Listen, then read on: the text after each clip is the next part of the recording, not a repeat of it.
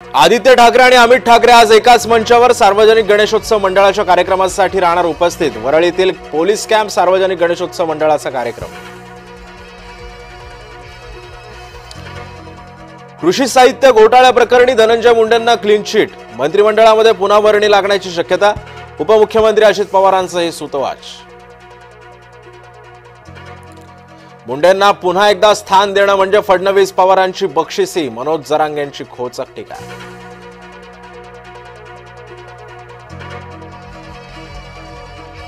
सरकार म्हणजे बेकार काम। नितीन गडकरींचा सरकारला खर्च आहे। शेतकऱ्यांना कर्जमाफीची आवश्यकता नाही। सहकार मंत्र्यांचं वक्तव्य तर शेतकरी संतप्त। शिरसाट मिसाळ वादावर अखेर पडदा। राज्यमंत्री माधुरी मिसाळ यांनी घेतली मुख्यमंत्र्यांची भेट। बीडच्या शिरूरमध्ये अल्पवयीन मुलीचं अपहरण। मुलीचे हातपाय बांधून शेतात सोडलं। पोलिसांकडून दुर्लक्ष। पालकांचा आरोप। श्री विठ्ठल रुक्मिणी मंदिरामध्ये गळती। जतन आणि संवर्धनाच्या कामाबाबत प्रश्नचिन्ह उपस्थित। वारकरी संप्रदायातून तीव्र नाराजी।